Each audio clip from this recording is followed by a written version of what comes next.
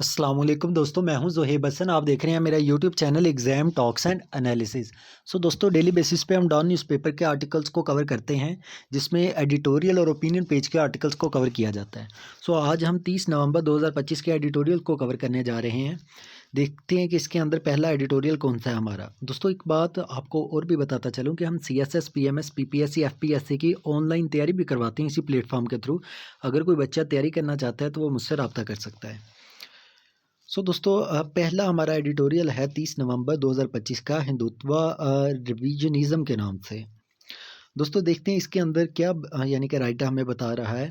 दोस्तों, जो इंडिया का डिफेंस मिनिस्टर है उसने एक स्टेटमेंट दिया है कि सिंध जो है वो जो इंडिया की सिविलाइजेशन है उसका पार्ट है, और ये हम वापस भी ले सकते हैं, या ये वापस पाकिस्तान यानी कि इंडिया के साथ आके अटैच हो सकता है। ये इंडिया के डिफेंस मिनिस्टर ने बयान दिया है। पाकिस्तान की अगर मैं बात करूं तो पाकिस्तान ने कहा है कि ये जो क्लेम है इंडिया का, ये यानी कि गलत है और ये डेंजरस भी है। इससे पाकिस्तान और इंडिया के दोबारा से यानी कि जो तल्लुकात हैं वो पहले ही हमारे अच्छे नहीं हैं। आपको पता है कि हमारी जो यानी कि जंग भी हुई थी, ये दोबारा से हालात ख़राब हो सकते हैं। इसके अलावा सिंध असम्बली ने तो दोस्तों कहा कि जो सिंध है ये पाकिस्तान का ही सिर्फ पार्ट है, और पाकिस्तान की जो नेशनल असम्बली है उसने भी ये कहा कि इंडिया जो है उसका कोई भी राइट नहीं है सिंध पे। Sindh is just the part of Pakistan. अगर हम हिंदुत्व आइडियोलॉजी की बात करें तो दोस्तों, आर्टिकल में हमें ये बताया गया है कि ये जो क्लेम है दोस्तों, ये हिंदुत्व की तरफ से आया है। हिंदुत्व क्या है? ये एक ग्रुप है बेसिकली, जो कि यानी कि बिगर इंडिया जाता है, यानी कि वो जो इंडिया क्लेम करते हैं वो इंडिया में उसे अखंड भारत का नाम दिया जाता है। उसमें पाकिस्तान के भी वो कुछ इलाके शामिल करते हैं और उसको यानी कि अपना मैप बताते हैं कि ये असल भारत है, और जिसमें पाकिस्तान के भी कुछ इलाके इस भारत का हिस्सा हैं और हमें वो अब इलाके वापस लेने हैं। ये हिंदुत्व आइडियोलॉजी है दोस्तों। राइटर ये कहता है दोस्तों कि जो इंडिया है वो ओल्ड जो हिस्ट्री है उसको अपने पॉलिटिकल यानी कि टूल के तौर पे इस्तेमाल कर रहा है। इस तरह की जो स्टेटमेंट है ये दोबारा से टेंशन यानी कि दोनों ममालिक के दरमियान क्रिएट कर सकती है, और जो पीस है साउथ एशिया में वो दोबारा से डिस्टर्ब हो सकता है। दोस्तों, ये राइटर का यानी कि इस एडिटोरियल में इंफॉर्मेशन दी है हमें राइटर ने। दोस्तों, अब चलते हैं दूसरे एडिटोरियल पे, जो कि हमारा शुगर गेम्स के नाम से है। दोस्तों, सीसीपी ने तकरीबन 10 यानी कि शुगर की जो मिल मालिकान हैं उनको तकरीबन 10 यानी कि लोगों को नोटिस जारी किए हैं।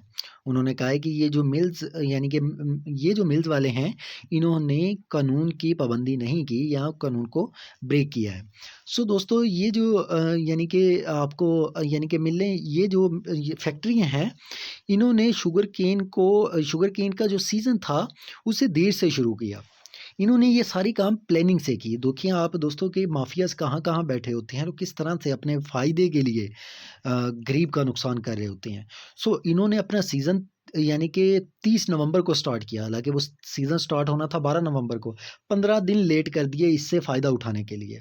अब ये जो फैक्ट्री वाले हैं दोस्तों, इन्होंने आपस में बैठ के गन्ने की प्राइस भी फिक्स कर ली कि हम ₹100 यानी कि 1 मन की इतनी कीमत यानी कि उसकी जो प्राइस थी वो भी पहले आपस में ही डिसाइड कर ली कि हम इससे ज़्यादा लेंगे ही नहीं। नुकसान किसको होना था? वो सारा का सारा किसान को होना था। आप देखें कि किस तरह से यानी कि ये मिल के एक दूसरे की प्रोटेक्शन करते हैं और सभी मिल के फ़ायदा उठाते हैं फिर। और दोस्तों, ये जो फैक्ट्री है, ये इन्होंने जो मीटिंग ये की, इनके जो मालिकान थे उन्होंने 10 नवंबर को मीटिंग की। 15 को सीज़न स्टार्ट होना था, 15 को स्टार्ट करने के बजाय 30 को किया, और जो यानी कि गन्ने की कीमत थी वो खुद ही फिक्स कर ली, जिसकी वजह से खुद फ़ायदा उठाया और किसान को नुकसान हो गया। दोस्तों, जो बिग पॉलिटिशियन आप देखें कि अक्सर यानी कि मेजर वजह क्या है कि ये जो फैक्ट्री है ये है किनकी? दोस्तों, इनके अंदर बड़े-बड़े पॉलिटिशियंस बैठे हुए हैं। आप देखें फेडरल मिनिस्टर बैठे हुए हैं, उनकी ये मिलें हैं, पाकिस्तान पीपल पार्टी के लीडर हैं। इसके अलावा आप देखें कि वो लोग जो जो पावरफुल लोग हैं, ये उनकी मिलें हैं, और वो आप देखें फिर अपने मफाद के लिए ये सारा यानी कि बेनिफिट उठाते हैं फिर जहाँ पे उन्हें नज़र आता है कि बेनिफिट उठाया जा सकता है।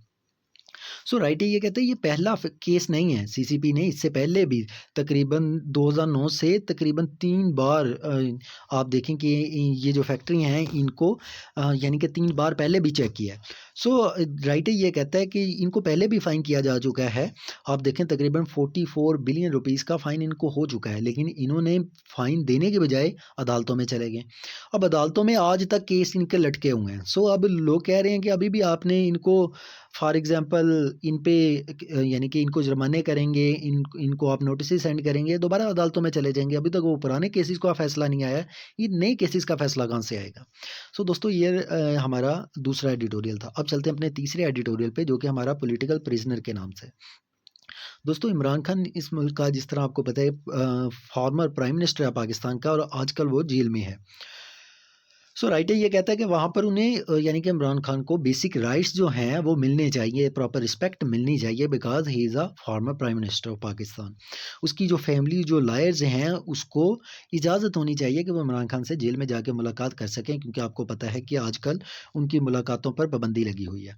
इवन के राइटर ये कहता है कि कोर्ट्स ने भी ऑर्डर दिए थे कि जेल ऑफिशियल्स को कहा था कि आप ये मीटिंग करवाएँ फैमिलीज़ की और लॉयर्स की। लेकिन जो जेल की अथॉरिटीज़ हैं उन्होंने ये ऑर्डर्स वैसे ही मानने से इनकार किया। सो पॉलिटिकल प्रिजनर्स जो हैं दोस्तों राइटर ये कहता है कि उन्हें अच्छे तरीके से ट्रीट करना चाहिए। वो बेशक किसी भी पार्टी से मैटर क्यों ना करते हों, आप उनके जो हकूक़ हैं उन्हें वो हकूक़ लाज़मी देने चाहिए। सो आज गवर्नमेंट जो है दोस्तों उसे जितने भी प्रिजनर हैं उनके साथ फेयरली ट्रीट करना चाहिए और एक अच्छी एग्ज़ाम्पल सेट करनी चाहिए आने वाले लोगों के लिए। सो दोस्तों ये हमारा तीसरा एडिटोरियल था। सो दोस्तों अगर आप चाहते हैं डेली बेसिस पे आप हमारे यानी कि लेक्चर आपको मिलें ये डॉन न्यूज़पेपर के तो काइंडली मेरा चैनल लाज़मी सब्सक्राइब कर दें। इसके अलावा दोस्तों अगर कोई बच्चा तैयारी करना चाहता है ऑनलाइन इवन के एसए की तैयारी करना चाहता है, इस्लामियत, पाकिस्तान अफेयर, करंट अफेयर हमारे कंपल्सरी सब्जेक्ट, ऑप्शनल सब्जेक्ट्स हैं सीएसएस, पीएमएस के या वन पेपर की तैयारी करना चाहता है तो वो मुझसे तैयारी यानी कि राब्ता कर सकता है। हम ऑनलाइन तैयारी करवाते हैं, बिल्कुल अफोर्डेबल फ़ीस में करवाते हैं। थैंक यू सो मच, अपना ख़्याल रखिएगा। अल्लाह हाफ़िज़।